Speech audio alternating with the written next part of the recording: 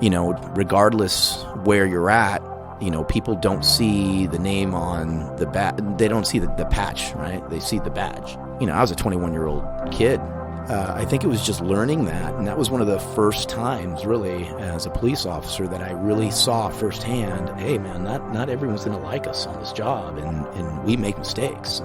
And so that was kind of what my feeling was, that those things were going on. Except the fact that when we wear this badge that we wear so proudly, that it didn't always shine so brightly, and that we are all born with original sin on this job. And you don't know that. And particularly in 1992, when you're in the academy, you don't get taught that. Because I'm not quite certain people understand with methamphetamine, cocaine, heroin, things of that nature, of the impact that has on neighborhoods, communities. I'm not quite certain people truly understand how important it is for units to be able to be called upon when you have that drug dealing house on your street, right, where you can just pick up a phone and call. If you do want to be a leader and you have that passion and you end up putting in for multiple agencies, just make sure that you can credibly look at your men and women, credibly look at your community and say that you really want to be there and why. And I didn't need to figure that out. I really wanted to be here. Obviously the 9th largest city in the country, the population size, the growth, and the challenge. And I enjoy the challenge. It's, every day people will come up to me when things are going on and they'll go, Chief, are you okay? And I go, I'm fine. There's not a major city chief in America that doesn't know there's going to be issues every day. You're listening to the ATO Bridging the Divide podcast, brought to you by the Assist the Officer Foundation. Since 1999, the ATO has given assistance to the first responder community, and now we want to give a platform to hear their incredible stories. We also want to hear the stories of the many people that support us. Our community is small, but it is strong. We have differences. We don't always agree, and we all make mistakes. But together we can grow, we can heal, and we can learn from those mistakes. And together we can bridge the divide.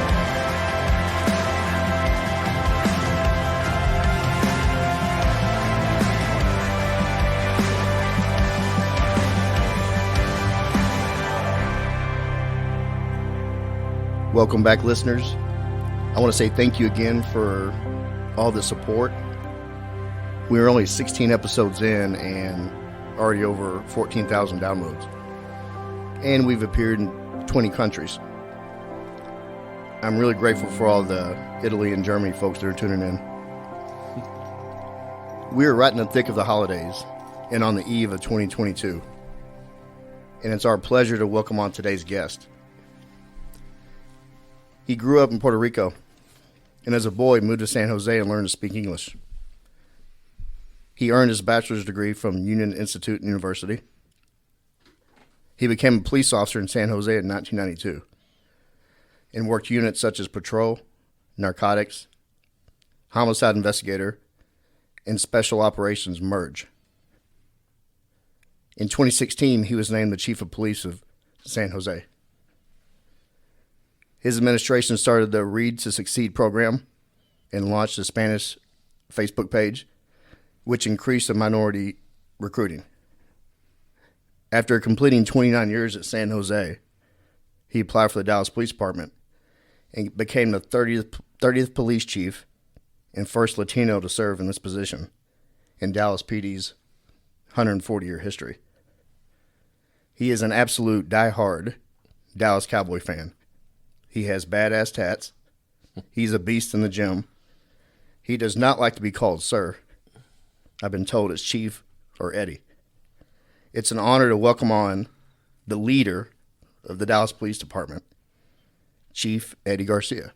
Chief, thanks for coming on. Oh, thanks for having me. Welcome, Great to be here. Thank you. Chief, you ready to dive into this? Let's go. You are now on the ATO's stage. Growing up in Puerto Rico, can you describe that family life?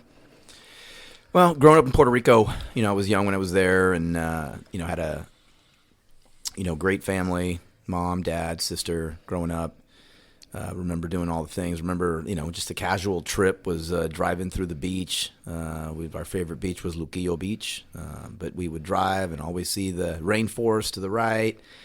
And you know what? I mean, just it was one of those types of environments where obviously when you live there, you don't realize what else is out there, right? But really, we're a really close family in Puerto Rico, and things didn't seem at that time, particularly I was young, but things didn't seem too much different than what they seemed when we ended up coming to the mainland.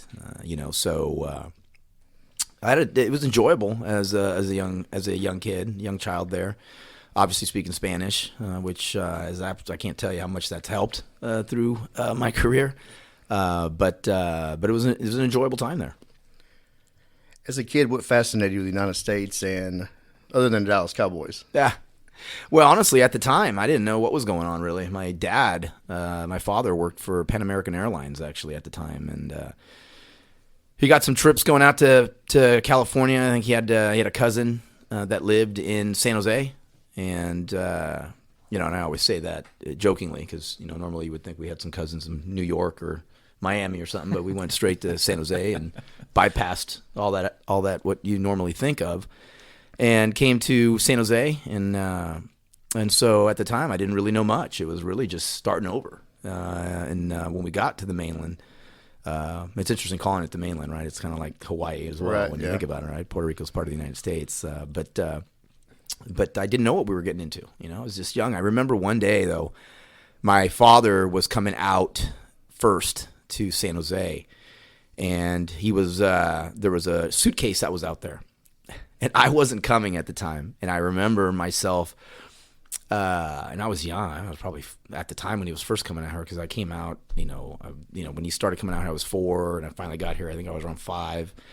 And I remember thinking that I was going to go with him the very first time, and I remember starting to pack my stuff into his suitcase. And I'll never, ever forget, I had 2 wiffle ball bats, and they wouldn't fit in the suitcase. So I put them diagonally in the suitcase. And then my father comes in to kind of break the news that I wasn't going with him, and that didn't go well. I do remember that. And so, yeah, it was just a new start. What was your favorite part of California, other than the perfect weather? The weather was great in California. The diversity is great in California. I really enjoyed that as well. People were very open to us when we first got there. I say this, and I'll say this again, and the best part of California, looking back, are the men and women of the San Jose Police Department. Because as I've often said, there's no way that I'd even be here if it weren't for the amazing work that they did. Quite frankly, without the support that others could receive in other places. I'm sure we'll get into that in a little bit. But that's, really what I loved about California. The weather was great in California. My children grew up and had, it's one of those things where, you always want your kids to have a better life than you had, and being able to do that for them there. I owe a lot to the city of San Jose for giving me a chance. I know we'll kind of go back to what it was like, but I always think about it. I think back and I go, I was a kid that learned how to speak English in San Jose, and then was able to rise to be the chief of police in that city, which was pretty cool. And so every once in a while, I just think back and I'm like, man, that was just, it was great. Obviously, I'm not a fan of the politics of California, and I'm sure we can get into that in a little bit as well. Yeah, sure. But I don't want to take away from the fact that I had a great time there. When we got there, they accepted us, they accepted our family, learned how to speak English there. The weather was fantastic. The people were great. The diversity is great. And there was a lot of opportunity there. Whenever I saw you as a finalist for the position, I'll be honest, the first thought I had was like, oh, California, and I was worried about that when it comes to West Coast policing versus California Texas. Or Texas. And then I was like, damn, he's going to be a Niners fan. So, yeah, I was like, oh, God. But I know you love the Cowboys. How did that happen? You mentioned before that you actually learned, you knew about the Cowboys before you knew how to speak English. Yeah, I often do say that, and it's interesting. I'm sure we'll get into that as well. But yeah, when I first got here, I heard my "Don't California my DPD" quite a few times, which I wear that as a badge of honor now. But yeah, as I've often said, man, my two favorite teams are the Dallas Cowboys and actually whoever the 49ers play. I love it. And when we go back, and I tell people all the time that back in the mid '70s, if you remember, right, we didn't have ESPN, we didn't have all that stuff, right, and it was at the time the Niners weren't very good. The Raiders were pretty good, which is why I don't dislike the Raiders. But Cowboys, that was kind of like the heart of America's team at that time, right? And you couldn't get away from Dallas Cowboy things. And so I decided to be different and fell in love with that team. I know my mom sends me pictures all the time of me sitting there as a young kid with these stupid, high brim hats that she sends me. There's pictures of me with Dallas Cowboy gear ever since I was a little kid. But again, it was really just that, the marketing of the Cowboys and the height of America's team that got this kid. And again, coming into California, right, in Puerto Rico, I mean, let's face it, man, we're a baseball place. Right. And my mom and my father were huge baseball fans. My mom's favorite player, Roberto Clemente, and she knew the family and things of that nature. So we were big baseball fans, right? So coming here, it was kind of like we were a sponge. I love sports, and that was a team that I ended up riding with from the start. Well, they were America's team. They had Captain Comeback, and then they had the Cowboys cheerleaders, and they had Clint Murchison and Tex Schramm were running it. The Cowboys back then were looked at as what everybody else wanted to be like, especially when it comes to the promotion. And what was your favorite Cowboy team and why? Oh, man, I guess my favorite Cowboy team really would have been in '93. Was the first time that, after Jimmy Johnson came on, and they had a rough year. That first year, and then as they built and built and built. I mean, when you looked at what they had, that was one of the most complete teams that I think we've ever had. Well, I just say I guess in the modern era, since in the last 30, 40 years. Really, I love Jimmy Johnson. I was my college team, and they've dropped on, and Jimmy Johnson made me be a U fan, and so I loved him when he was at the University of Miami, and when he came. I'll never forget one of Jimmy Johnson-isms. He made a comment. Someone asked him about recruiting a receiver that ran like a 4.6, 4.7 or something like that, something around there. And I may be off a little bit, but I remember his comment back was, yeah, he's going to be a possession receiver. And I'm like, Jimmy loved his speed. He was a player's coach. Obviously I loved Troy Aikman and Emmett, that offensive line we had.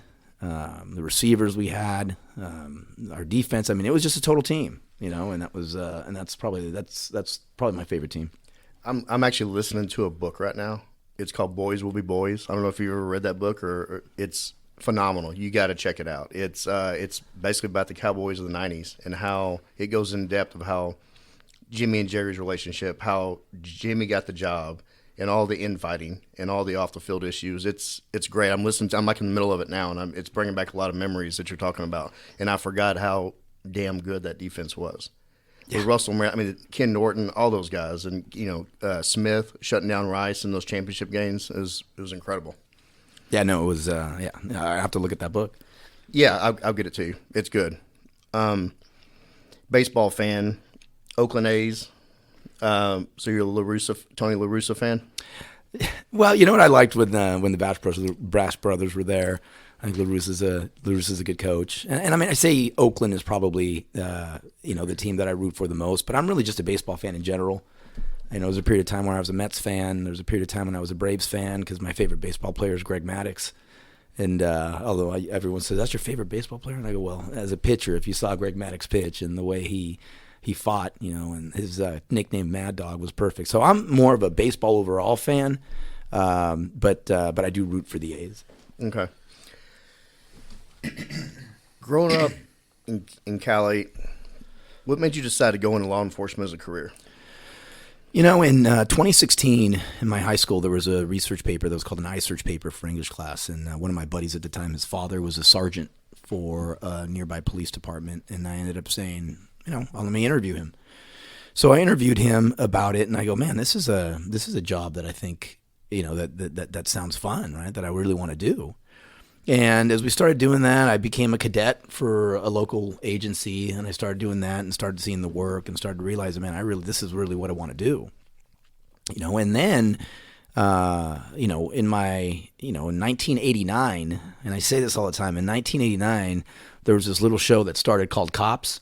Oh, yeah. And I tell you what, A little show called Cops. It started in 1989. I think it ran for like 30 plus seasons or what have you. And again, man, we know law enforcement is a lot more than what we see on Cops. But I will say this: if there's any individual that got hired in the late 80s, early 90s, like I did, that told you that they did not become a cop because of Cops, they're lying to you. 100% lying to you. And I'm not afraid to say that. I say that all the time. I mean, and like I said, as we've grown up in our careers and organizations, we understand there's a lot more to police work and public safety than just what we saw on Cops. But as a young man, anybody that tells you that was not part of the reason that they wanted to become a police officer in the late 80s, early 90s would be lying if they said otherwise. It's funny, yeah, because it was an interesting show, regardless of whether you liked law enforcement or not. And how could you not? It's the who was that? Who was that band that did that song? Who was the Bad Boy song? Yeah, yeah. I don't know. I don't remember that. But once you heard that, you're like, oh, it's time to watch this. You never knew what you're going to see, and then they were here in Dallas, and then we beat up a diabetic, and then it was over with. So I was done with that. Yeah. You started in February 1992 at San Jose, and then later in that year, the LA riots happened. What was going through your mind as a young rookie officer in California at the time that was going on? Because I was in close to graduating, and everybody was aware of that incident and the riots. What went through your mind as that was going on? Well, we didn't experience at that time, what was occurring in LA and in that area. Obviously back then we didn't have the social media and all the other, platforms that we have today where people would know what was occurring and then people would mobilize, to protest and those types of things. But we weren't just getting information and education on it, right? Not going to lie, right? Obviously when you see, and I call it the straw that broke the camel's back because there's an interesting documentary on Netflix called LA 92 that looks at the Rodney King incident and then backtracks as to all the issues that were occurring in the LA area at the time, where, as in most incidents that we've had of social unrest in the last 30 years, we look at that one incident as the incident where it really was just a flashpoint of a lot of things that were occurring in historically in those particular areas. And so we were just getting information on what was occurring and what was going on. But to tell you the truth, up in Northern California, basically we were just watching like the rest of the world was watching, and understanding and knowing that, regardless where you're at, people don't see the name on the they don't see the patch, right? They see the badge. Right. And understanding, I was a 21-year-old kid. I had turned 21 in December, and my academy started that February. So, I was really young, and to see that really, again, a sponge soaking everything up of what I'm seeing. And, the reality of it is when you see what was on the news and the media and other things of that nature, really you take that as a young cop, right, going out and really understanding and not understanding, quite frankly, why in some areas people, it's yes, sir, no, sir, how can I help you, sir? And in other areas, you're met with what you feel is disrespect.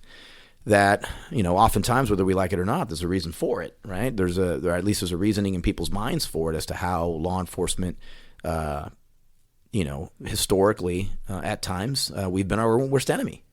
Oh, of course. And we need to live up to that, right? Which is, and, we'll get, again, we'll talk about some things later that we instituted in San Jose, but I think it was just learning that, and that was one of the first times, really, as a police officer that I really saw firsthand, up close and personal, from watching and being part of the training and being told by our, FTOs and TAC officers and things of that nature of what was occurring, that I really started learning that, hey, man, not everyone's going to like us on this job, and we make mistakes, and And so that was kind of where my feeling was that those things were going on.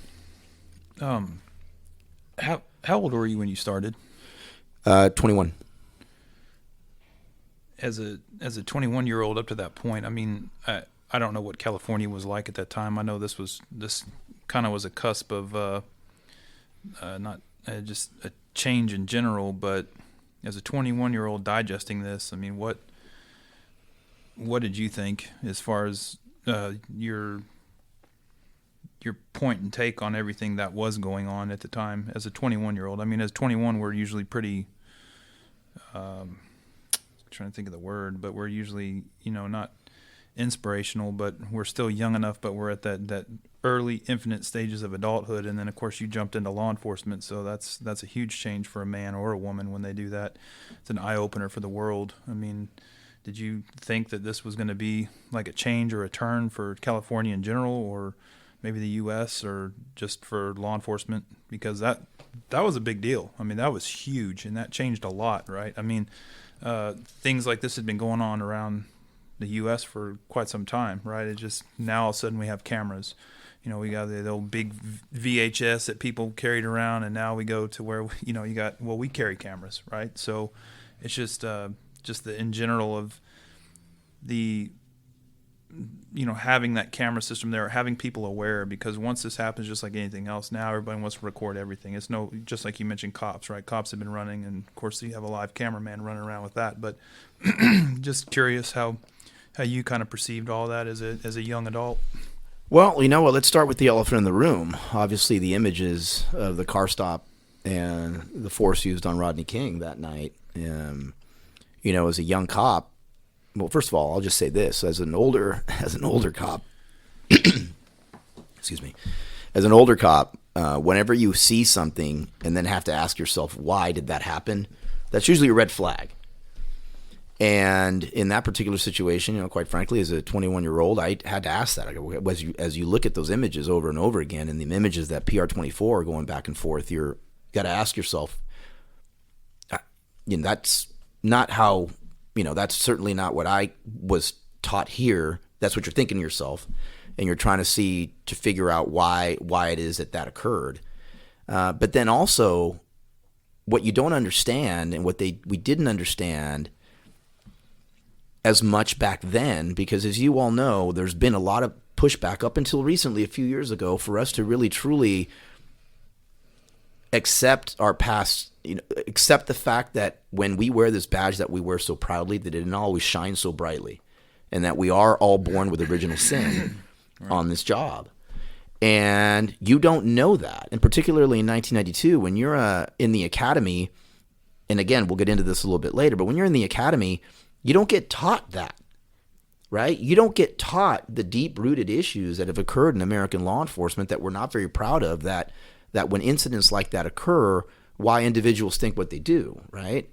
And so that doesn't come till later. And so if you don't get taught that, then you go in trying to make a black and white type of analysis on what you're seeing, and then ask yourselves, well, why is everyone so angry about what had occurred if you don't understand the history? And so that was, that I'm fairly certain if you were a young police officer, such as myself, 21 years old in the early 90s, that you may have thought the same if you didn't understand that.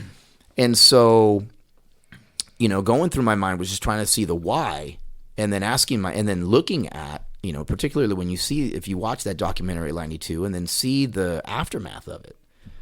When you see individuals, looting and rioting, and asking yourself, this is in their own neighborhoods, right? This is where they live, and try to make sense of it all, right? And if you don't have that understanding at that time, as I didn't, to understand the full capacity of it, right?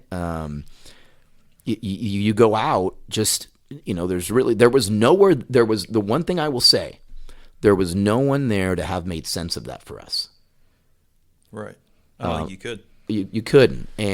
But I will say this, I would have appreciated at the time someone to come in and make sense of it for us.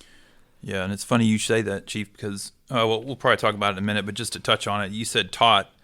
It's something that you're you're not taught, but you're also not taught to be that way on the street, right? That's can come with, as you know now, as you've learned with all your years of law enforcement experience, that those are things that are learned, but also it touches into, we get into like, no one comes into the academy and tells you, hey, these are the things that you're going to face on the street, right? Not necessarily the man, the woman, the fight, but the internal fight that you're going to face when it comes to your pent-up frustration from home life, work life, tensions, whether it be racial, religious, whatever it may be. These things are all factors that every man and woman has to deal with, but they don't tell you that when you get to the academy, right? This is just, we just hope everybody's good and we all go about our way. But just like you mentioned, you're not taught that, and it's not necessarily learned. But I mean, that thing just surfaced a lot. I was just curious, as a young officer coming in and looking at this and going, wow. And then as a senior officer now and a leader of a department, you look at it and you hit all the points on that, right? I mean, it's just something it's unfortunate, but at the time, times haven't changed. They've changed from the point to where we're out there doing this, right? But as far as people are people, they're human beings, and they all have an emotional standard and a threshold, and it doesn't excuse anything, but I was just curious from that sense. No, I mean, that's, oftentimes, particularly when these emotional incidents happen in American law enforcement, I harken back to the times where, 10 years, 20 years before I began in 92, basically you had like whatever the abridged academy was, you got a book that said, here are your general orders, go. Yeah. Right. And you hear those stories all the time. And oftentimes I think that we're getting better at it now, but when these type of incidents occur, right, that are flashpoint moments, we can't just say, okay, figure out what you guys are going to figure about that incident and go on your own, right? Right. We have to talk about it, and so we're getting better at it. Like I said, we're not. This is an imperfect profession. I wish we could be perfect in everything we do, but we are not. But as the profession continues, we get better at it. Oh yeah. What's an imperfect world? And what made that such a flashpoint is actually captured on video. And like Josh was saying, that now we're in videos ourselves to record great behavior, good behavior, and bad behavior on everybody's side. But there's no way to look at that video, and I'm excited to watch that documentary you're talking about. There's no way to look at that video and make any justification for that. And I remember watching that in high school, and I was thinking, oh my God. Well, I'll be honest with you, as I'm sitting there, and again, I know what I know, but just with what with what you saw, again, you cannot get the images of that PR-24, going back and forth, and then the acquittal, right? You're kind of like, I guess in disbelief a little bit, and then not understanding the ramifications that's going to have, because again, not knowing and not being taught the past history, had that effect, and so then I would imagine most academy classes just kind of moved on from that, and were not given. That would have been a great opportunity. That would have been a great teaching point to really drill down on what occurred, why it occurred, and why. Not the why necessarily, because you know what, I don't. I'm not going to excuse the looting and the rioting and the hurt and pain that caused business owners and houses and the homes, and we all see the images, but to at least get an understanding as to why that was such a historic moment in time. And we've come light years, right, from 92 law enforcement, right? But then you look back to a couple years ago, and we're right back in the same boat. It has this roller coaster ride of, here it comes again. We 2014 is when it kind of kicked off, and then we subsided, and then we had of course we had our event here in Dallas, July 7th, and that kind of put a squash to it, for a while, the rhetoric, and then we go right back into it. It's not the same thing, but they're still toting the same images of what this was comparative to where we are now in the 2020. Well, everything's cyclical. Yeah. I mean, and a lot of it has to do with whatever rhetoric is going on, and social media has really fanned that flame and poured gas on everything, because the good and bad and indifferent, or it just spreads like wildfire. Yeah, no, absolutely. Chief, you worked in patrol, narcotics, special ops, a homicide detective. Is there any operations or critical incidents in narcotics that stand out to you? Well, there's a few obviously that stood out. I think some of the things in Narcs that stood out to me were buying dope undercover. Every once in a while when I tell a story, I say buy dope, and then I got to throw out the undercover part in there. Right. But there's two parts. Clarify. We worked street level narcotics, and at the time, if our undercover narcotic gals couldn't make a buy for us, then we give them the right of first refusal, and then we would do a buy. But I tell you what, the first time that I bought dope, it was on 34th Street, and I knock on the door. It's for coke, and the guy lets me into the house, and then you have your arrest team, and you got everything else, and you got your bust out word and your phrase or whatever. You got your wire on. But he lets me in, you're by yourself, and then the dude proceeds to lock the wrought iron gate with like 3 locks, locks the front door with a few locks. And I tell you, and I know our narco guys will smile or what have you, man, but then he walks into the back room to get the dope. And I tell you what, man, for those like 3 minutes, right? Because hey, if this goes bad, man, I'm on my own here for the next 3 to 5 minutes, depending on how quickly, at least, right? And they better bring the hooligan because, they better get through that gate. And I tell you what, it's almost like, I know I made the buy, but I don't even remember end up doing now as I look back, I've just remember those feelings of anxiety. That pucker factor. Factor of like, okay, here we go. And it's like, you're almost like, okay, you are talking yourself out of getting out of your bladed stance when the guy comes back into the room. But that was memorable to me, and that was enjoyable. Another time I'm buying, again, undercover, buying crack cocaine on one of our downtown streets. And it's funny. I looked a lot younger than I do now, but I had hair, but that's about it, right? And that's one of the things that I always say. It was never the way you look, right? It's your attitude that makes you a good narc, and I know all of our narcs realize and understand that as well. And back then, I didn't wear the customary flannel with the fanny pack, so that kind of helped me out as well. All of us that have been around remember that flannel and customary fanny pack that we would wear. Like Lethal Weapon. Yeah, but I remember meeting the guy. We had undercovers, and we had point people saying who the dealer was, and I make eye contact with him. I'm sitting on a bus bench, and he asks me at the time, and I was probably 25, maybe. I think I was 25 or so, and he sits on the bench, and he goes, "Are you a cop?" And I remember looking at him, I go, "Am I a cop?" And I told him, "Dude, I'm the motherfucking chief," is what I said. At the time, I said that, and he looks at me because he said, "You look too fresh." That's what he said. He said, "You look too fresh." And I go, "I'm the motherfucking chief." And he was on a bike. So he rides a bike around, then he comes back to the bus bench, and then he does I'm sure that happened here as well. He does the typical, he puts the rock on the bus bench, and then tells me to put the 20 next to him, as if that's not a hand-to-hand, right? It was hilarious. So then grab that, go. We bust him out because it was one of those street-level operations. We bust him out.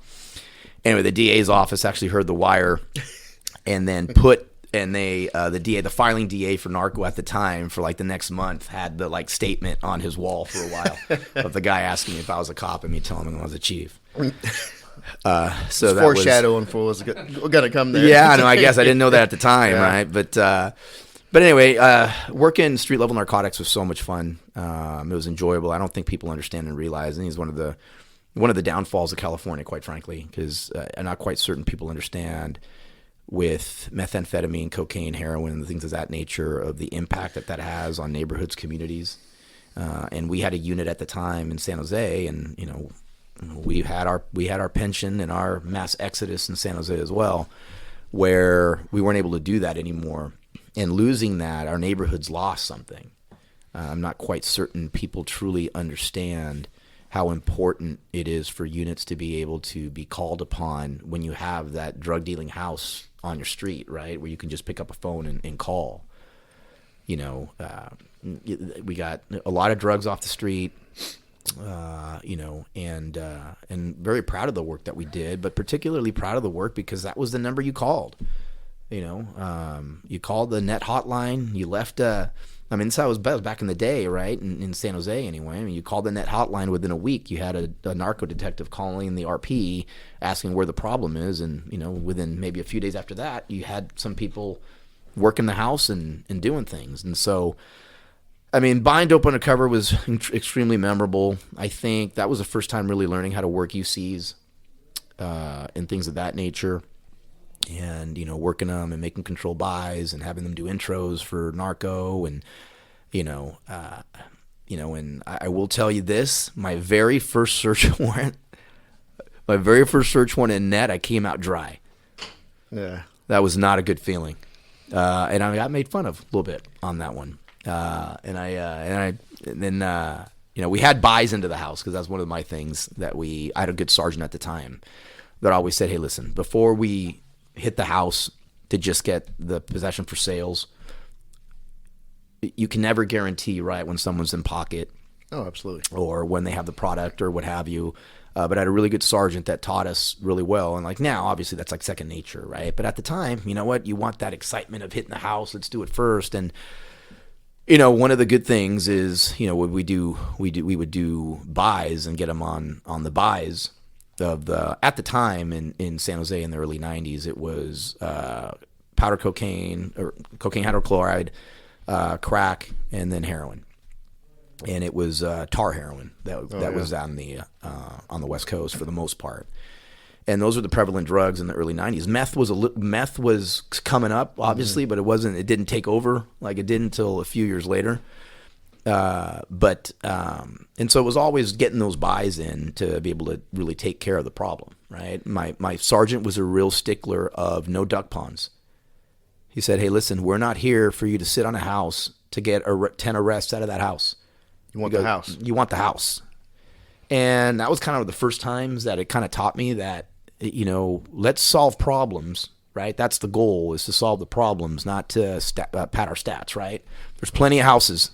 Move on to the next one. There's plenty of things that we can be doing and plenty of places that we can clean up. So that was a part, not only from a work perspective, enjoyable perspective, but it really started forming the way I kind of look at things now with regards to solving problems as opposed to just keep looking at places like duck ponds. Well, it's a bigger picture take on it. Because you want the house, because people are calling in that actually have to live amongst that crap. They have to live and deal with that activity day to day. And anytime you have drugs, there's always violence that comes along with it. I was going to ask you what was the big drug going on there in California. Here in Texas, in Dallas especially, we have a huge drug problem. I worked the Southeast Division for close to 20 years, and Danny and I worked on a unit, and we had that same approach. We wanted the house. We didn't want all the buyers. Sometimes we'd use the buyers as a means to get to the house. But in my last 5 years at Southeast, I've got more heroin in than the other 15 years combined, because heroin has become such more. Before, when I was 2 and 3 years on, to get 30 caps of heroin was, damn, that's a lot. There towards the end, getting like 300 caps, that was which we were getting 300 and 500 caps, and it's just crazy. And we're getting a lot more tar than ever did in the past. No, it's interesting. It's interesting how you know, the type of drug, you know, throughout the country kind of differs. But yeah, that's one thing that I remember in talking to my buddies that from the East Coast or Boston or what have you. When I mentioned heroin, you know, what they knew was the powder heroin, right? And then, and we had black tar. But PCP was big too. Really? PCP was big. It started dying down a little bit in the 90s, but it was still pretty prevalent in the 90s. But in the 80s, PCP was off the hook in the Bay Area and in San Jose. Horrible, man. That's right. Because PCP really started seeing in South Dallas. I remember it was around 98, 99. We started seeing a lot of PCP. more than ever, and it was always sold at the hydro weed houses. They kind of sold that. If they sold hydro, usually they coupled it with the PCP. Moving from narcotics, you started working homicide investigations there. Mm-hmm. What investigation really stuck with you as most memorable, if you can recall? Well, there's two. I was a night detective working out of the homicide unit, and then I became a homicide investigator before I got promoted. And there's two cases particularly. Well, let me just say three, right? I mean, the most brutal cases that we ever had, to be honest with you. I had young kids, and at the time in homicide, not just the murders, but any baby death was a responsibility. Any child death was a responsibility of homicide at the time.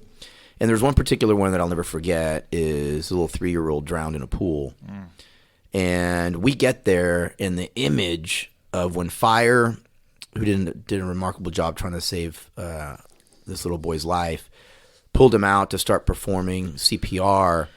When my partner and I get to the scene, and I had 3 kids, my partner who ended up being my executive assistant chief, and there was no secret when I became chief who was going to be my assistant chief.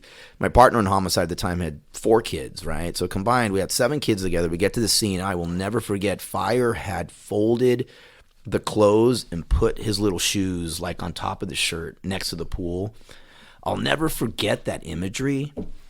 And what got me on that so much is the fact that there wasn't a criminal offense, right? This was a mom and dad who lost sight, good people that lost sight of their child for a few minutes. And to me, that hit me because all other homicides somewhat resonate a little bit from yourself going, I could never do that.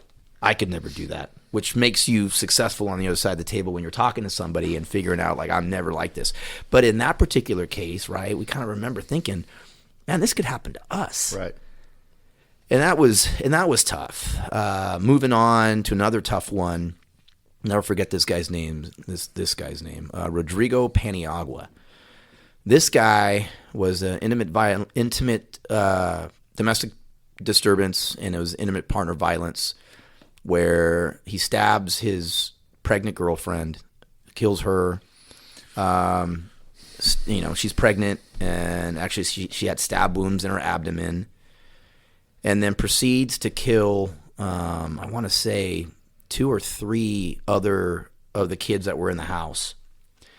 And then this guy lights the house on fire. And, when we arrive, we couldn't find one of the victims. And my partner and I are kind of going around the house, and fire's already, gutted the house, and it's, whatever, and no one can find the victim. And I'll never forget, man, I'm in the backyard, and I peer into the bedroom, man, and there's the body of a little charred little girl. And I go, here's the last victim. So interviewed that dude, and listen, not getting into all the, of how you're, trying to have him understand that you understand all that other, because that one was, listen, I'm not a robot. That was a tough one. It's pure evil. And you sit there, right? And what keeps us from doing what in our minds we're like, how can I sit here with this animal?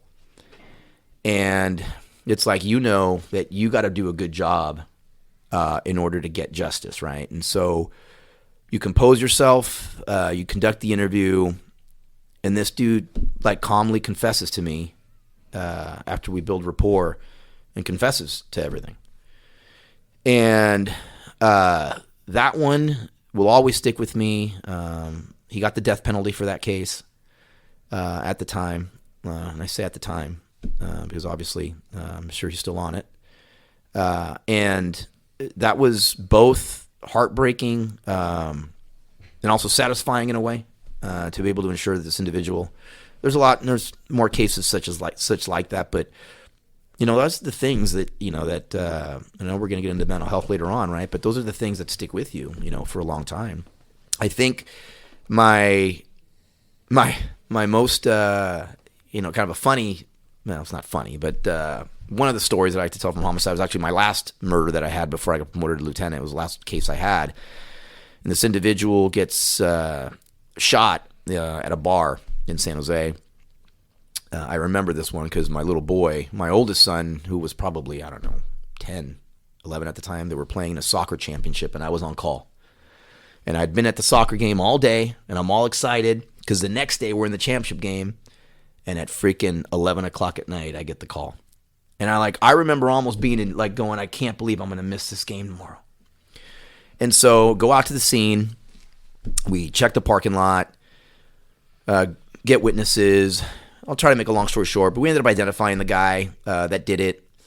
And Merge, which was our SWAT team in San Jose at the time, and Merge was we did fugitive apprehension as well. So we were SWAT and fugitive apprehension.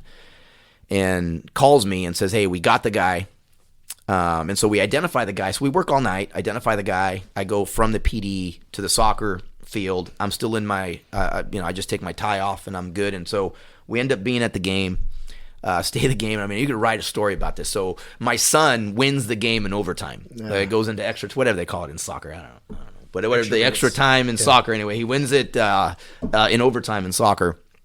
And as we're walking to get the trophies, I get a call from the Merge sergeant telling me, hey, we got the guy. We're back en route to PD. I'm like, and at that time, and you're not even thinking you haven't slept or whatever. You're going, man, God is watching over me. This is awesome. I mean, it's funny to say, right? We haven't slept all night, what have you. We just need that one little break so we can just take part. And you know what? I work all night again if I could just see my boy play that championship game. That's awesome. So we go back to the PD, start interviewing the guy. And he confesses to what he did, but he wouldn't tell us where the gun was. And confession's great, but man, we need that murder weapon, not only because of the crime, but also, for the safety of the neighborhoods, right? And so I talked to the guy, we build a rapport, and people think, obviously our homicide folks, but for listeners or what have you, right? They think that, it's like the movies where, it's packed and everyone's in there and this and that and the other. No. This is now... Oh, geez, what is it? Probably 1 a.m. or so. I ain't nobody in the homicide. It's me and my partner with a murder suspect. That's it. Mm-hmm. And he asked to call his mom. So, I let him call his mom, and he talks to his mom or what have you. And then he sits there, and he goes, and he slides his wallet over to me, and he says, buy me an ultimate cheeseburger, and I'll show you where the gun is. And I go, dude, and I slide his wallet back. I go, dude, it's on me. Well, I didn't have money at the time. My partner didn't either, right? So we're scrounging our desks. Give me your wallet back. Yeah, we're scrounging our desks for change and this and that and the other. God. So we drive down to the nearest Jack in the Box. We put him in the front seat, cuff him to the front. My partner's in the back. He gets his ultimate cheeseburger. He starts eating the ultimate cheeseburger and directs us to this neighborhood and a tree, and underneath all the pine needles, there was the revolver that he used in the murder. We would have never found that. No. And that's right, the ultimate cheeseburger is a powerful tool. It is. It's a powerful investigative tool. And that was my last homicide case before I got promoted. That 1,300 calorie cheeseburger. Well, you know what? It solved it. That was his. Wow. Well, it was probably, I don't know if he's still in or not, to be honest with you, but that was his last ultimate cheeseburger for a while. Good. As it should have been. Chief, I was told by somebody that you actually bypassed all these leadership classes, and you really didn't. You wanted to be a real cop, and you wanted to stay on the street. What got you? What convinced you to climb that rank, the brass rank? Is there anybody that stands out that you wanted, that kind of pushed you and put that seed in your head? You know what? At the time, there's a few people. I had my old Merge sergeant, who was instrumental. I had a former assistant chief that was very instrumental, and I had other good partners along the way and mentors that were all cops, right? And one of the things, one of my buddies was a robbery sergeant, and it was robbery dick for years, and one of my mentors, he'd always say, hey, you know what, the reason he got promoted to sergeant because he was tired of stupid people above him making decisions. And that's what he just straight up said to me. I mean, you can imagine that's what a cop would say to someone else. And you know what, I just, the units that I worked and things of that nature, you could always think, man, I would have done it this way a little bit, right? And I saw some other guys, get promoted. I got promoted fairly early. I had 10 years on as an officer before I got promoted to sergeant. We don't have a senior corporal rank. And, to me at the time, though, when I promoted, it was more, I had already worked narcotics and I've already worked merge, right? I'd worked narcotics for almost 3 years and then merge for 7. So I'm like, okay, I think I'm ready, right? Had I not worked those units, I would have said, I'm not ready to do this. But I felt, that I was somewhat ready, and that, when I became a sergeant, then I would go into the investigative route to try to get myself more prepared. But, it was really, a lot of friends just saying that, to prepare yourself, that, take every opportunity you can get, and still try to make a difference. And the higher you get up, right, the more influence you have over how you think. And I think policing should be done in a certain way. And so as you went up, you have your sphere of influence to finally doing that. But yeah, to your point though, I don't have the gold brick sitting on my desk. For your listeners, I know I did not go to the FBI Academy. I got asked to go to the FBI Academy on 2 occasions. And the first time that I got asked, I was coaching Little League. And I go, there's no way I'm leaving. And the second time I got asked, I'm going to Pop Warner. I was coaching Pop Warner, which is Pee Wee football in California. And I go, I'm not going. And I remember thinking at the time, that was almost like when you're told to go to IA and you say no. That's kind of like a career ender. And I said no twice. And I'm like, well, if I end up staying a lieutenant for my career, I'm good with it. And then later on when I became the executive assistant, because I was the assistant chief for 3 years before the chief for 5. And, I got asked to go to SMIP, which is Senior Management and Policing in Boston for 30 days. And I'm like, I'm already the assistant chief. I don't need to do this. Let me send someone else that can get something more out of this to do that. And so, my assistant chief, my assistant chief at the time, Dave Knopf, who was just an amazing individual and amazing detective.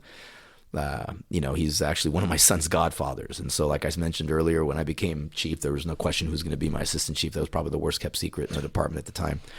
But he made us, he brought in one day, he brought regular bricks that we put just regular bricks on our desks so that it would be a conversation piece as we did it. So, we just like to think, kind of like a blue collar chief, man. I always thought, and I've had these conversations with individuals at some of these schools, and I'm like, explain to me when they come back, how do they know how to fight crime better?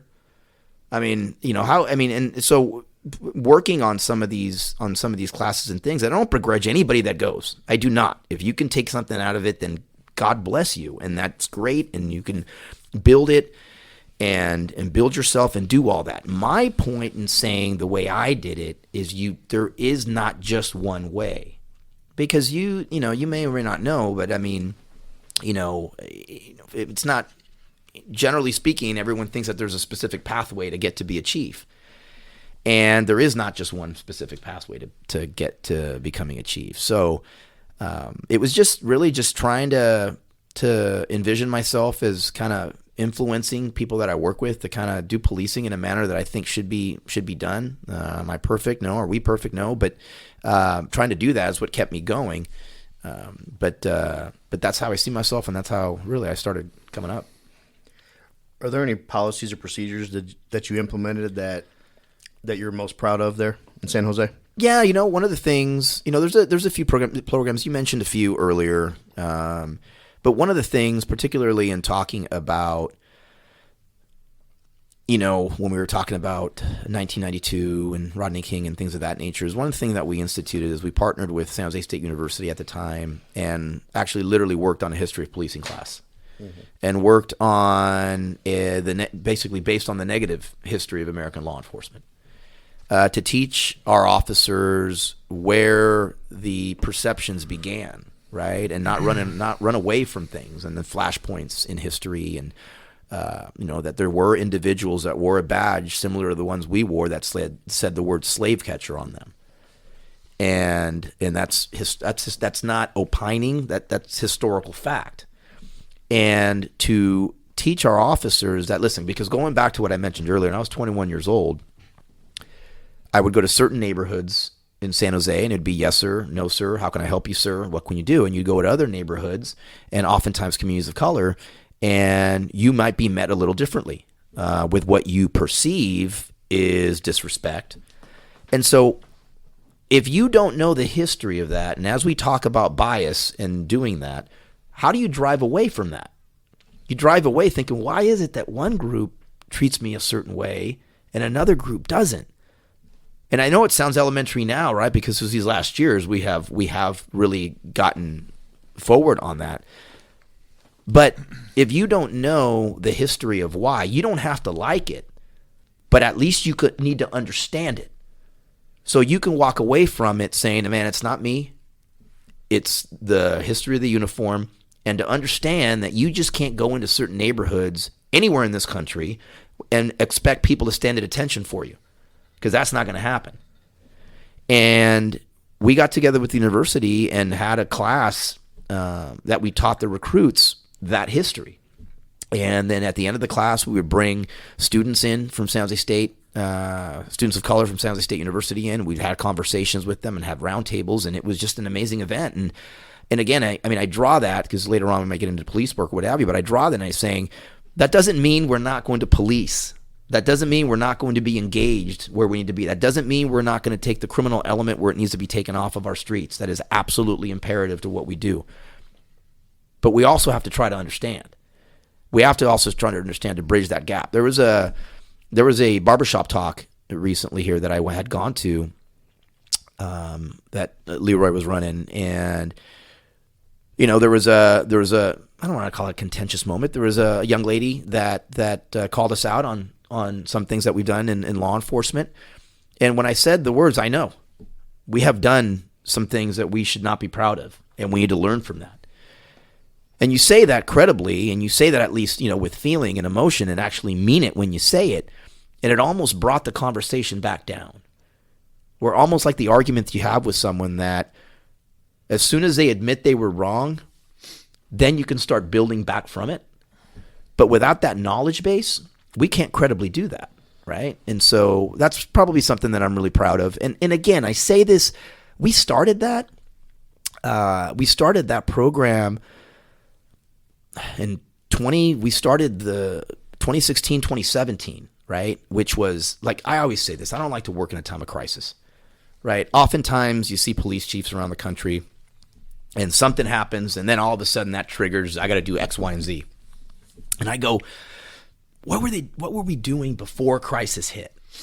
And, let's not forget, right? We were literally ground zero for the Colin Kaepernick, very polarizing issues that were occurring at the time. So There was a lot of conversations that were going on, and that was kind of the impetus for this, not anything major other than the stuff that we were seeing, because I did not want our profession to be painted with such a negative light, because we're better than that.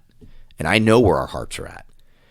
And we need to be a better job at showing where our hearts are at, because we know where our hearts are at, but the community may not know. And certainly the detractors that we have aren't going to preach that for us. We have to do it and have to show that. So, that's... I actually heard about that, the Barbershop Talk. Leroy Quigg, is that he's going to come on here too. Oh, fantastic. Yeah, we got to probably after the first year we're going to recording. You pretty much sounds like you disarmed it by admitting, as opposed to getting defensive about this profession making mistakes. Well, but here's the thing. I'll be honest with you. I don't know how many years ago, but when I say that as a profession that we are finally willing to admit that we've made mistakes, like, that's the finally willing is a fact. I think a few years back, I can't remember what IACP president it was, but there was an IACP president that made similar comments that we need to own up for some of our past sins in law enforcement. And they were chastised by a lot of members of our profession. And I remember that because that was kind of newsworthy at the time in our sphere. And then now, that has now been accepted. And so it hasn't always been the case that we've been able to admit that. And so that's why the more that we can just admit that, it doesn't mean that what we're doing now is not honorable. It doesn't mean any of that, right? But just, admitting that we've made mistakes and we need to move forward and get better, and get better together is huge. We've had all kinds of critical incidents across the country over the past 7 to 8 years. From afar, when you were watching, you mentioned being ground zero for the Kaepernick the situation and how that evolved. And I like Kaepernick. I was actually rooting for them against the Packers because I don't like the Packers, but especially now. What went through your mind when you saw our city be attacked on July 7th, and then shortly after the Baton Rouge incident? What was going through your mind as a commander of our what was happening to our profession? I thought our profession was under attack. I'll tell you specifically, I will never forget being in my living room, behind my couch, watching the interviews, watching the incident unfold, watching how it ended, and being, just being in kind of like in disbelief of what I had just seen. Then I got to tell you the truth, and I did not know Chief Brown at the time. I think I had seen him in a few major city chiefs conferences, but for not knowing the man at the time, and that was the first impression that I got from him, I just said, wow. When he was describing what had occurred, I remember, how his press conferences and describing what happened. And then I started thinking of the officers, of what occurred. I remember crying. I remember calling all my friends that day. Are you seeing what's going on in Dallas? Are you seeing what's going on in Dallas? I remember really being emotional about it and just in disbelief, then thinking of my officers. Is this going to be a national thing? Do we have to watch what we're doing? And of course, having those briefings, talking to our officers about it. But again, very similar to what I've seen in Dallas, and I would imagine at the time as well, there was a lot of community outpouring, even in San Jose, with regards to the tragedy and understanding the pain that not only the Dallas Police Department was going through, but really, as I've spoken about that incident on time, it was, we all felt that loss. We all grieved. We grieved alongside of, it sounds odd to say, you and us at the same time when that occurred. And, we had to start working on the narrative. We had to listen. I guess probably it was around that point where where you kind of think that, listen, no one's going to tell our story for us. We have to do a better job of telling our story. We need to get out there. We need to do these things. So this cop versus community narrative that is ridiculous, can at least have another side to it. Mm-hmm. The thing about July 7th, I think when this thing tipped off, in 2014? This 2014 is when we started having all the, I forget the first incident. It was Michael Ferguson. Ferguson. Ferguson. So Ferguson. Okay. So we'd already gone at least 2 years, because I remember I was in CBD at the time as a supervisor, going down there when we had all the protests, and then I was in that building that night as a SWAT supervisor on July 7th. But the thing about that is that, and you mentioned the community outpour, and I don't know that, I think we talk about it, but I think a lot of it is just the rhetoric that was forced against us. But it was good to finally see where people felt like it was okay. I think it's human nature for people to quietly pat you on the back, right? Because there's a big narrative of, if you do this and you're a racist, if you do this and you're against this, whatever it may be. But that, like I mentioned earlier, was like a complete stopping point. It was like, okay, we had this, and then right after that, Baton Rouge, and people were just like, all right, enough is enough. And you're right. You couldn't come down to headquarters without, there were people out there all the time. They camped out there pretty much. It was just nonstop after that. And no matter where you went, I lived in a neighborhood. They put blue ribbons in my trees, and then I had another Jark lived down the street from me. They put that up in his. They put it out there on the drive there. There was only 3 officers that lived in this whole entire peninsula, and that's what they did. And it was incredible just to see that and just realize, okay, yeah, we got this going on, but at the same time, you have the backing and the strength of a lot of people, whether they're boisterous about it or not. It was great to see that. And then the rhetoric stopped, right? People would try to justify, because I remember watching, I don't remember what news channel it was, but they had somebody up there that was talking about it. One of the someone that was in opposition of us, and they were like, "Well, can you justify this?" Well, yeah. Well, no, it was because because of everything they've done to us. And they're like, so you're justifying the death of people for X, Y, and Z. Well, it stopped right there, and then they shut that individual down. And then from that point forward, whoever said anything about it was, no, we're done listening to you now. And it was nice to finally see that. But you talk about bridging, and that's something that I think we do a good job of now, as far as getting with the community and giving them a moment to speak, and having that discussion, an open discussion now, whereas it was closed, because you mentioned the barbershop talk, and Joe said he had mentioned something. Well, we aggressively defend ourselves, but not to say we're cannon fodders and we say, okay, somebody says, well, you're doing X, Y, and Z wrong, and we're very apologetic and meek about it. It's like, okay, well, let's find the middle ground and find where we can agree to disagree, but agree at a certain point, right? We don't have to fully agree with, oh, you're right, we just don't want to have an argument. No, we're not having an argument. We're having a discussion.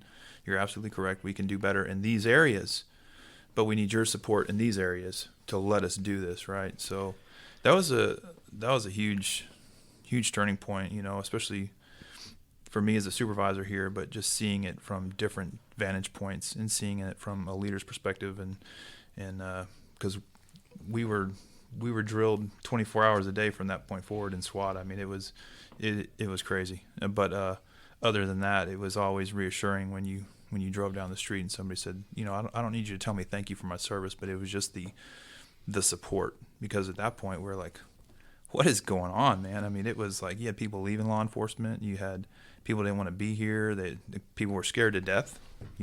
These officers were scared to go out to work. God, you didn't know if you're going to get shot at or what it was. But anyway, I just rambled on. I apologize. Chief, did you see pictures of headquarters during that? After that, we had two. We had a Dart squad car there, and we had a Dallas squad car there, head to head, and they were literally covered in cards and teddy bear. I mean, you name it. You couldn't even see that there was a car underneath.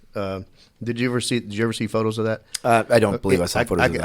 I got to show you that. But it was so powerful to see just the crowd that you had out in front of our headquarters at the time, and the outpouring, and for us to put up that memorial, that really means a lot. That incident, two of the SWAT operators were here at the time. Wow. That when that happened, Gainey actually, his involvement was eyeball deep in that situation with that shooter up on that second floor, and Josh was a supervisor, and they both have active roles. That incident changed my career of what I wanted to do at the time. So that incident, we're still recovering from that incident, and I think the nation is as well. And then right after that, the Baton Rouge that ambush happened too, and we felt we were just absolutely under attack. Yeah, no, there's no question that was the sense. I mean, one of those things. I think that also started the necessary portion of when we have these police community relationship conversations. Oftentimes, it was very community heavy, where it was like a 90-10 type of scenario, where I think that's what started kind of, in my eyes, also shifting the conversation to us truly being a stakeholder also in that conversation. That we both need to see each other as human beings. It's not just one way. It's also, you need to understand that we're fathers, mothers, sons, daughters, that we're coming here to do a profession we love for you. We're parents, and whatever we are. And those started, unfortunately, it took those type of incidents, unfortunately, for the humanization of law enforcement to be seen and to be understood, and the anguish and the pain and the lives lost and the lives affected, to see that, hey man, we're part of this conversation. We need to collectively work together to get through this. This is not a one-way street. Right. I'm going to move forward. You're the chief of police in San Jose, and you're wrapping up 29 years. Is that correct? Yeah. Okay. How hard was it for you to step down from that role and be done with basically a department that half of your life you were a part of? It was difficult, but when we call that, you kind of make peace, with yourself with regards to it. And, I had a great run there, and had a fantastic time working with those men and women. And I had, it's been, it was probably, when you start thinking of the end of your time, I mean, it doesn't just happen right away when you go, okay, today I'm gone. It was interesting because I was going to announce my retirement, in June, because I wanted to give the city manager 6 months to find the next chief. But then, the protests and riots occurred, and I said to my city manager, I can't announce right now. I got to wait till this is over. And so then, I announced a couple months later, but I was at peace with it. I think I did everything that I wanted to accomplish. I mean, from a work related perspective, obviously there's things that we could always look back and say, wish we would have accomplished, wish we would have done. But I was at peace. And obviously in those final days, I knew I wasn't done yet. I knew that I wanted to go to another organization. And, towards that time, and I'll say the timing of it, really, I announced my retirement, and then a month later found out that this position was coming open. And that happened. But I always knew I was going to continue, that I wasn't done hanging up. I wasn't going to hang my cleats up yet. So that kind of gave me a little bit of, hey, you know what? This department has been amazing. The city's been amazing. The men and women have been awesome. But take what you've learned and do that somewhere else. What was your impression of Dallas PD in the city of Dallas whenever you found out we had an opening, and what drew you to us? I've been in the city several times because of obviously coming out here to watch some games. Love the diversity. Love the fact that it was a large city. The perceptions of DPD from the outside is particularly for me that it was a top-notch destination spot. I'm not a believer in. Let me just back up. I wanted to go where I wanted to go. I'd be lying to you if I didn't tell you that that there were other opportunities to go elsewhere, but I wanted to go where I wanted to go. And I say this, and I said this to a group of individuals at TCU. That were in a grad program. And I said, hey, listen, I'm not saying that it is very fortunate that the spot you wanted to go to is the one you got. But if you do want to be a leader and you have that passion and you end up putting in for multiple agencies, just make sure that you can credibly look at your men and women, credibly look at your community and say that you really want to be there and why, right? And I didn't need to figure that out. I really wanted to be here. Obviously the 9th largest city in the country, the population size, the growth, and the challenge. Like I said, I'm not ready to hang up my cleats. And I enjoy the challenge. It's, every day people will come up to me when things are going on and they'll go, Chief, are you okay? And I go, I'm fine. There's not a major city chief in America that doesn't know there's going to be issues every day, what's going on. And I still enjoy that, right? So I wanted the challenge. I think the timing was appropriate. And again, I was always going to retire in North Texas. And so that's a big part of it as well, is that not only did I look at Dallas PD as a destination spot, but from a retirement standpoint from California, I was going to be one of those people that everybody's complaining about. Coming out to Texas. Yeah. Like Elon and Joe Rogan and all those folks. As long as he votes the right way, he'll be fine. Yeah, right. Well, since you arrived, you had to deal with a lot in a short amount of time. You had a major policy change in weed enforcement for our city and our state, because we're going a direction on that. We had a historic ice storm that hopefully we never see again.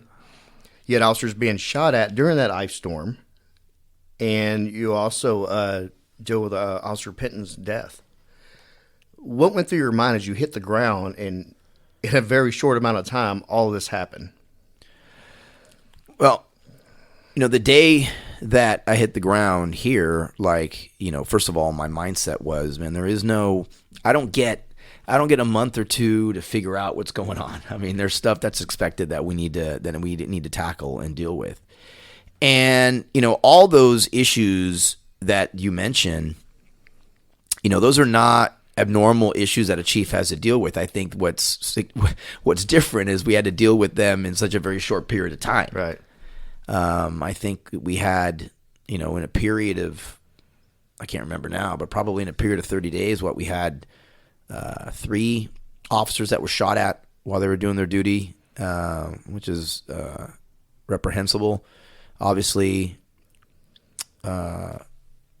Mitchell's death was tragic, and something that no chief wants to deal with, but they do understand that tragedy is going to befall us, and so that's always brutal.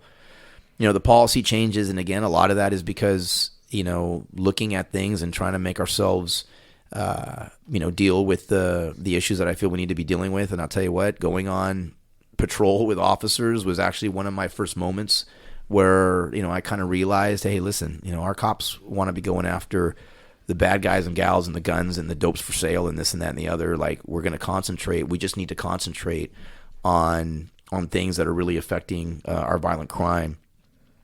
And, thinking of ways how to do that. But again, I say those aren't issues that any other chief, isn't going to have to deal with. I think what makes this different is just that we had to deal with them in such a short period of time.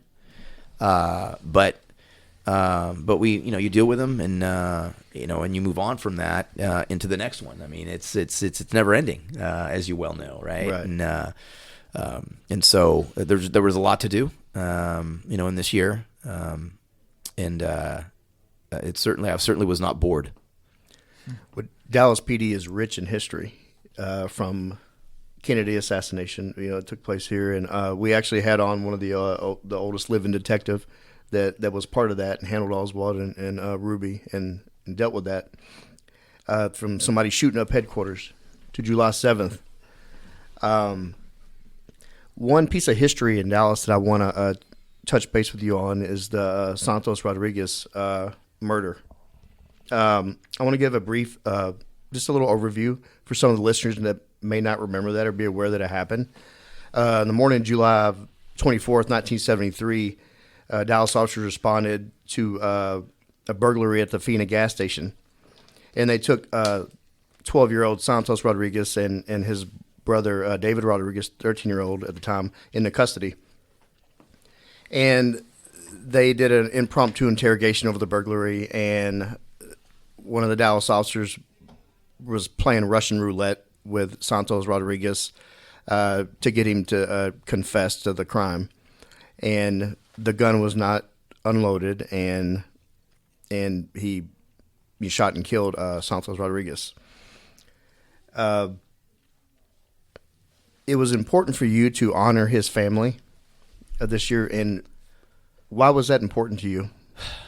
It was important because, again, going back to what we had spoken about earlier, we had to acknowledge the things we've done in the past. When I had heard that the police department had not formally apologized, is something that I think needed to happen. Obviously, I wish it would have happened much sooner. But it was important for us because, again, if we're truly accepting to move forward from some of the mistakes that we've made in the past and accept those mistakes, then you have to apologize or repent when you need to. And it was important because the family actually had reached out to see what the involvement was going to be with the department. And to me, it was an absolute no-brainer. I mean, we're going to 100% do this. And, the part that sticks out in my mind so much is how gracious his mother was. I'm going to tell you the truth, man. I'm not quite certain how cool I'm going to be if that happened to my kid. Right. I don't care if it's how many years later. And she was just a gracious woman, and quite frankly felt as if she was forgotten on something that we just can't sweep that under the rug. I do truly feel that one action that this department took, Because I mean, I may have said the words, but we had a lot, we had a lot of officers there in support, and I think that they just didn't see me apologizing. They saw, this police department doing that. It's those things that truly go a long way, not only for the actual apology as to what occurred and the aftermath of it, but moving forward into other communities that have felt that they've been wronged, maybe not to that extent, but in other fashions as well. Yeah, that was, I watched that. That was very powerful. And I knew about that incident. And again, going back to the Rodney King, there's no way to justify that. And I was surprised too that the department has not apologized over all these years. I almost assumed that it did happen, but it did not. And I'm glad that you took leadership on that, and you did that for that family, because that is really important in the healing process for any family. I can't imagine that happening. I have a 8-year-old daughter, and I can't imagine that happening. Yeah, and there's no way to justify it. We're going to get into mental health and policing. Josh, if you want to go ahead and get with the chief on some of these questions. I think we kind of hit on it. And I think one of the things that we've seen is, especially when you go through and we look at the ATO numbers, the ATO provides counseling service, not only for our department, but for surrounding communities, our fire department. It's a pretty major deal, though our department also offers it through their psych services. But July 7th really changed that perspective.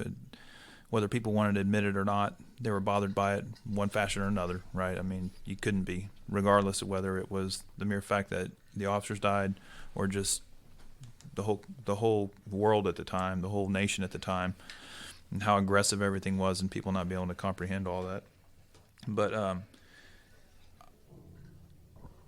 I think on this question is just out of curiosity on this, not knowing what your preparedness or your educational level on all that is, but what is your level of education regarding the mental illness, stress, and trauma? I mean, you've dealt with your troops as a leader, but this is something that's kind of, I don't want to say it's come to light. It's always been there, but it's become more okay. The stigma is starting to break for the individuals that are, hey, I don't want anybody to know, or no, I'm fine, I can deal with everything, so on and so forth. But as a chief of police, coming from a chief of police position to here, and just throughout your career, I mean, what is your educational level regarding all that?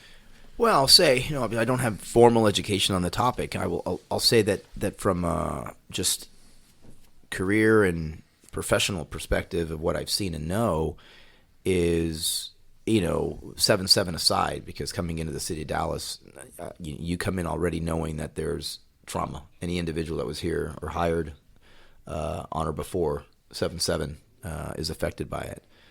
But, when you've done this career for long enough and done a good job doing it, you can't help but have been affected by everything you've done in a manner that no other profession, well, I don't want to say no other, there's other professions, but one of the few professions where the job itself has given you mental stress. And we all have our mechanisms to cope, but that doesn't mean we didn't cope, right? So the issue was there to begin with.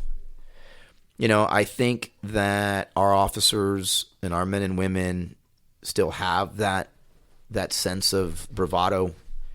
Our men and women, don't want to admit when things are bothering them. We don't do a good enough job, and we need to do better. We are working on some things where, to be frank, and as I mentioned to the associations before, oftentimes, our officers are going to go to ATO and others before they go through their own chain, right? I mean, we know that. And one of the things that we need to look as a police department and working with the city attorney's office and other things is that we know, we're not going to point to all of them, but there are certain triggers, for lack of a better term, in our jobs that need extra attention, whether it's, when we saw young Cash, the 4-year-old that was stabbed to death, murdered in the middle of the street, how anyone thinks that does that wouldn't affect officers, is beyond me. But, elderly deaths, child deaths, murder, tragic accidents, you name it, right? We need to do a job where I'd like to see individuals, if they're involved in those type of incidents, go see someone and doing it proactively. I'll tell you, I had a buddy that I went to the academy with that had gotten into 2 shootings. The first shooting he got into in the early 90s, and then he got into another shooting towards the end of our careers. But he told me one day, he goes, he was working at the range, because I actually took him out of patrol and put him at the range after his last shooting for him, because he didn't do anything wrong. But he says to me, you know what, Chief, I wish after my first shooting, I wish they just would have made me go see somebody. Because I didn't want to see somebody. I didn't want to make it look like I needed somebody. I wish someone just would have made me see somebody. And I'm of the mindset of, man, we've all seen the movie Good Will Hunting. And I don't care if the individual sits there and watches the clock tick for an hour and doesn't say a word. But there might be one that will open up at some point, right? I think we need to find that balance that we as a department, and you all do an amazing job, and ATO does such an amazing job, and I get that, but the onus primarily should be on us. And we need to find a better way to be more proactive and not reactive with these things. Whether it's, and we're going to be working on this. This is a 2022 project that's coming on, and I know Ruben's actually spearheading it for us with regards to looking at what models we can use. There are some models elsewhere that have similar things, whether that means bringing individuals in to the department to have just refresher training on how to cope and things of that nature. We go to the bottle as a profession way too much to cope, and obviously we need different avenues to do that. And so I just think, really truly, I believe that the trauma that our officers see every day affects their families. I know not all of them are going to come forward, and that as a department we need to be more proactive, as at least giving them an opportunity for help if they need it.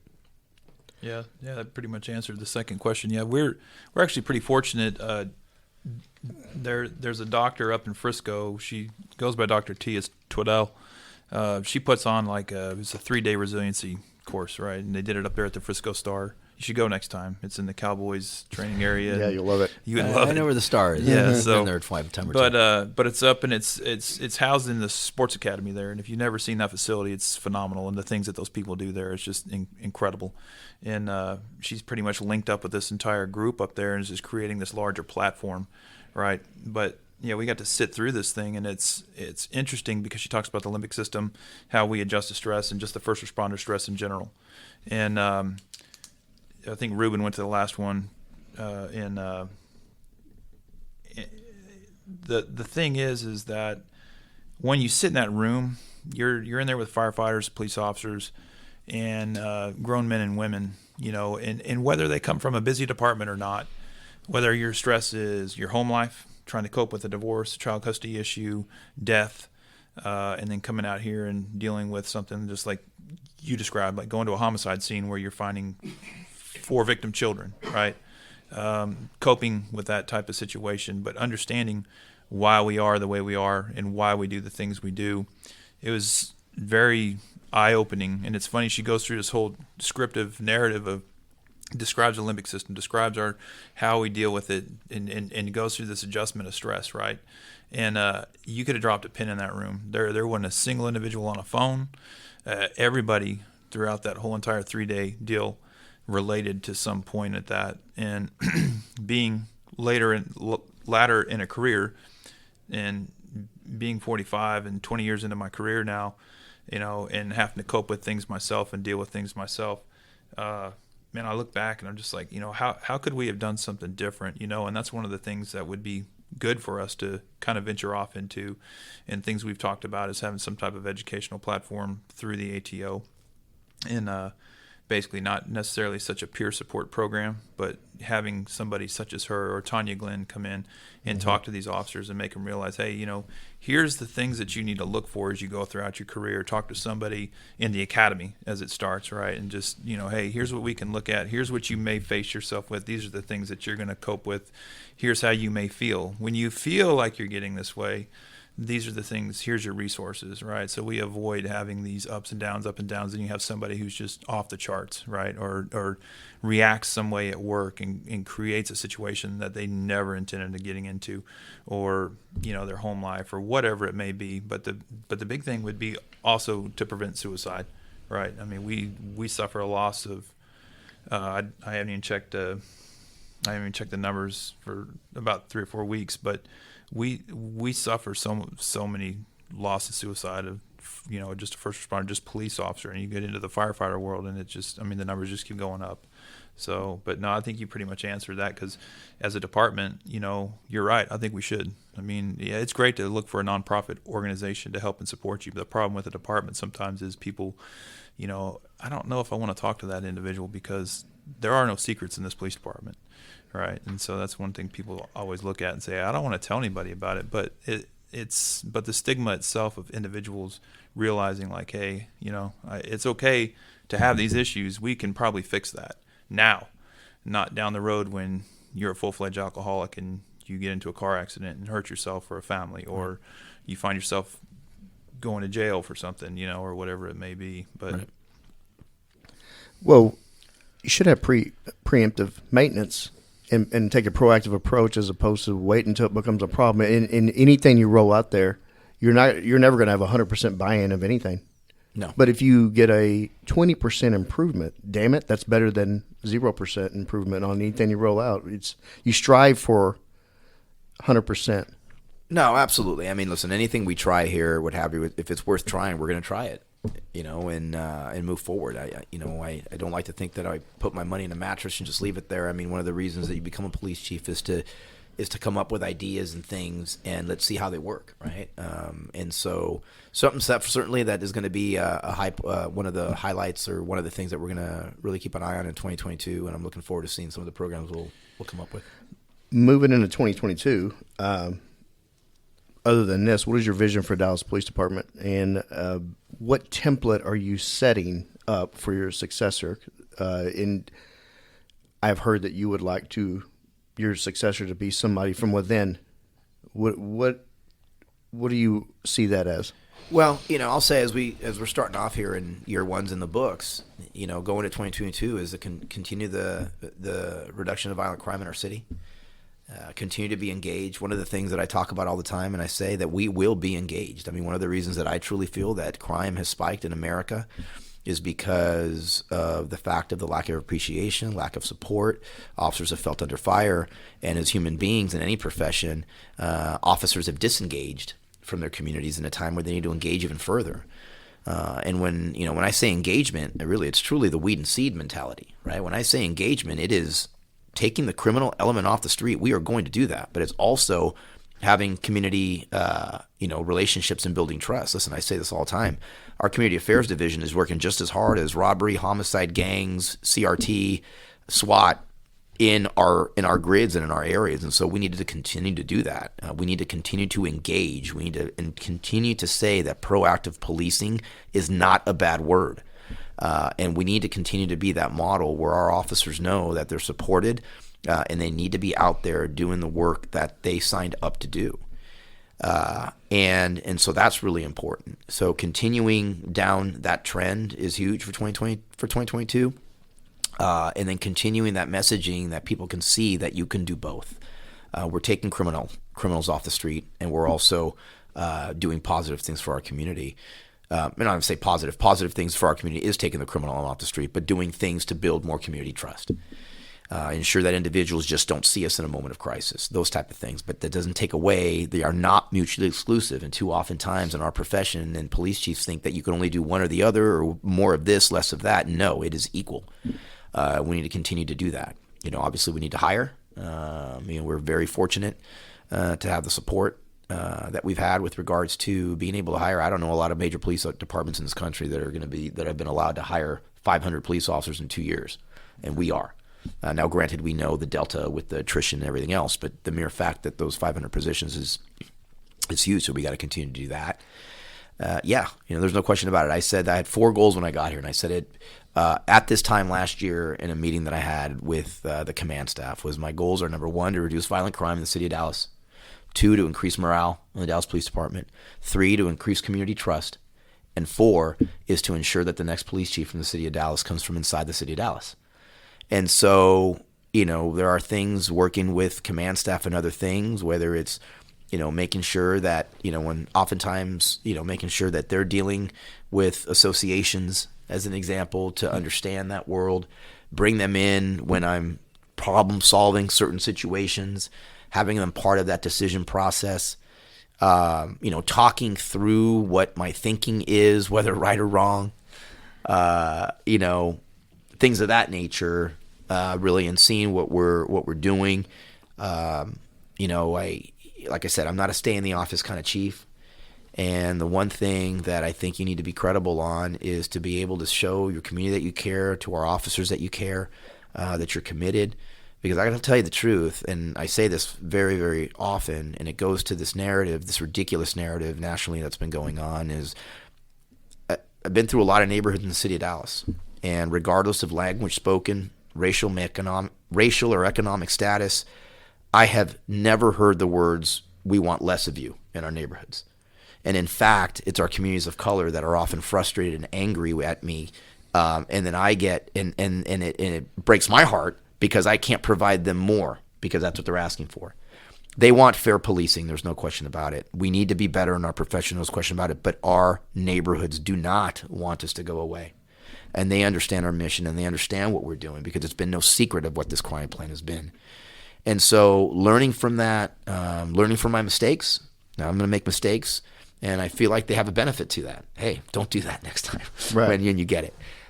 I would love nothing more than to walk in the city manager's office one day and say, "City manager, I'm calling it quits at some point this year. I won't announce until 6 months to go, but don't waste your money on an outside search. Here, in a perfect world, don't waste your money on an outside search. You're going to have a difficult job to do, and the difficult job is going to be to pick which one of these commanders is going to lead the DPD." That, I think you guys know me well enough to know that conversation will 100%, whether they listen to me or not, I don't know. But that's what my goal is. That is one of the goals. And so it's not as simplistic as it sounds, because to be honest with you, listen, in this line of work, it's always better to leave the party early than leave the party late. I gave my commitment to my rank and to my commanders that someday do hope, at some point, one of them does hope to be the chief of the Dallas Police Department. You can't hold on forever. And I don't want to give the keys to a broken car to someone.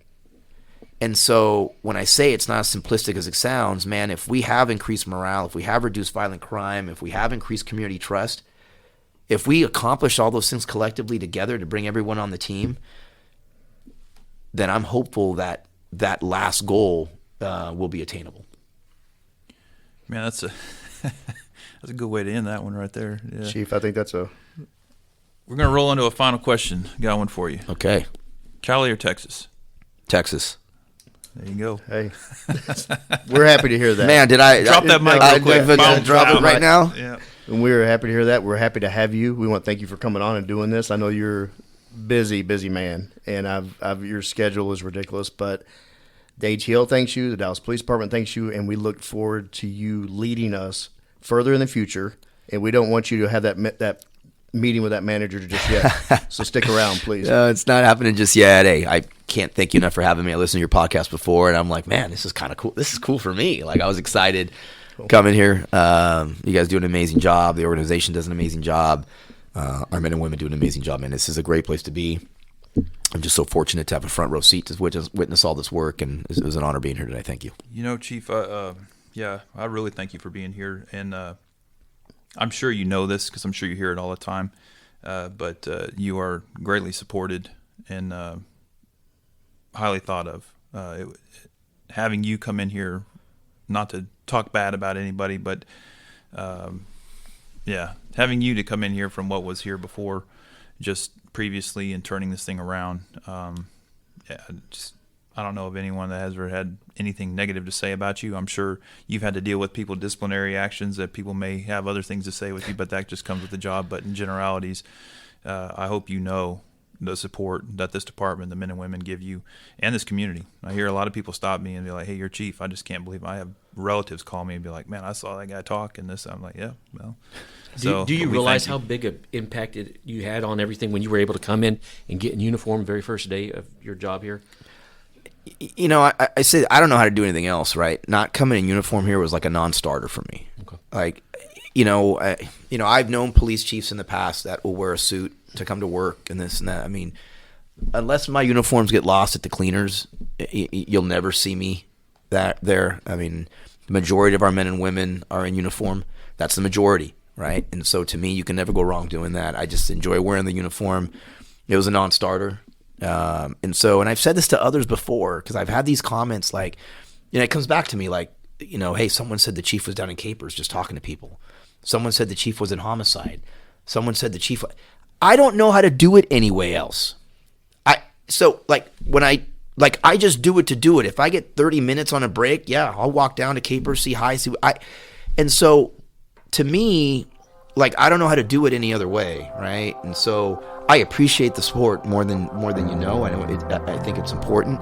Our men and women need someone who supports them. There's no question about it. But our men and women also need someone who truly understands them.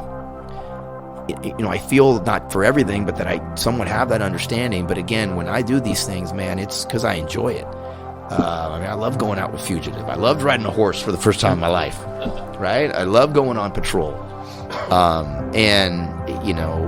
Went out with Narc. I mean, I love doing that Lincoln on leadership stuff, right? Because it helps.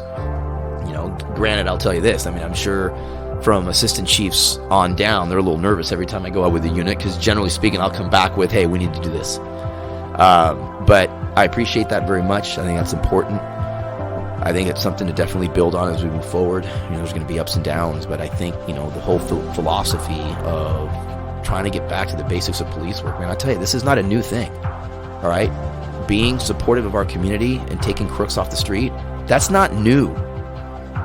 We just need to get back to basics from a law enforcement perspective, and not just in Dallas, but nationally.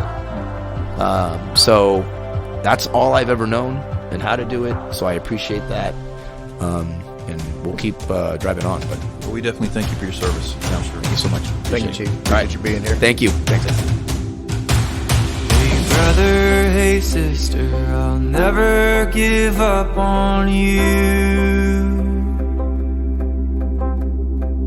Hey Mrs., hey mister, I'll see this all the way through. No matter how far the sun and the moon, I'll never give up on you. Down when you're lonely, I'll pull you up. Life leaves you heavy when the going gets tough. I'll be your shoulder, together we'll run. Up from the bottom, yeah, we'll rise above. Hey brother, hey sister, I'll never give up on you. Hey Mrs., hey mister, I'll see this all the way through. No matter how far the sun and the moon, I'll never give up on you.